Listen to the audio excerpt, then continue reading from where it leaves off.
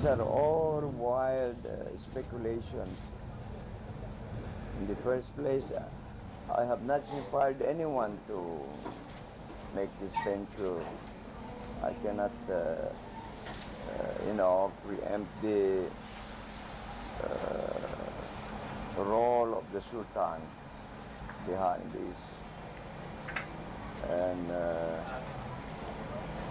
to finance, it's out of the question, of course. If indeed I am that well off, why should I finance the adventure of the Sultan's men? You see, only about 100 people, 200 people like that. That's not my way of doing things, you know. Recently, when we decided to uproot and break the backbone of the well-entrenched kidnap for ransom movement, the Abu Sayyaf group, we mobilized at least 4,000 regular forces of the MNLA, just to,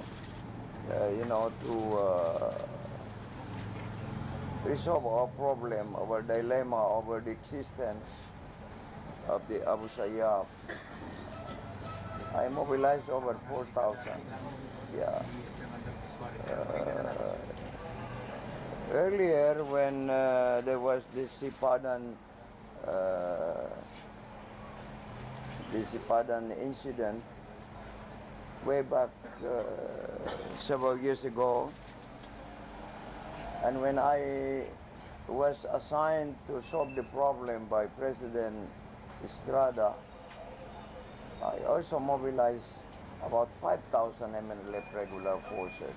Chairman Suari, would you allow? So,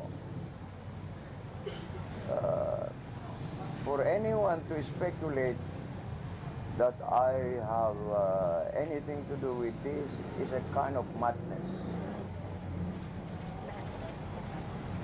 It's very irresponsible for anybody to implicate me in this. But to say that I am not concerned over the fate of the young man is wrong. I have warned the Malaysian government. The first time I was interviewed by the Australian radio station, when I was asked to comment on the fate of the young man who went across the sea to our homeland, Sabah, I told them that every drop of their blood is sacred to us. All of us, Tausug, including the Moro National Liberation Front, with its over 1 million armed forces now. And then, before I left Zamboanga a few days ago, on my way to Manila with my wife, Adja Tarhata here, I was interviewed by Kabayan Noli de Castro during his early morning program with the ABS-CBN. I added another kind of advice to the Prime Minister of Malaysia, His Excellency Prime Minister Najib Tun Rajab. I told him not to touch our civilians.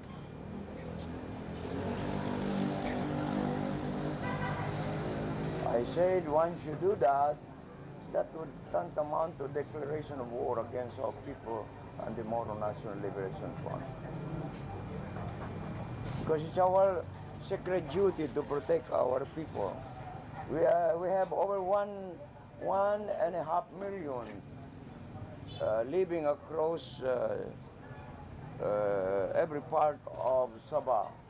Not to speak of Sarawak, which is also an integral part of a sovereign territory known as North Borneo. So I'm so happy that they have put some restraint on this question of our people there, the civilians, But it's just that I don't know now exactly what's happening to the young people who have, decided to defend themselves against the massive attack from the armed forces of Malaysia. I don't know. I understand they have been cut off from contacts because some people decided to destroy the cell site, so they could not be contacted anymore. So I don't know anything about it anymore. Since I left Manila for Davao and then to Sarangani province, I stayed a couple of days there, and only yesterday I returned back to Manila. So this is all what I know, except that before I left the hotel at the Makati Shangri-La, I saw a report. MNLF Chief Nur Miswari in Taguig, where the press conferences of the Sulu Sultanate are being held. He's just saying that he denies being involved in the sending of people to Sabah, and all stories about his involvement are just wild speculation.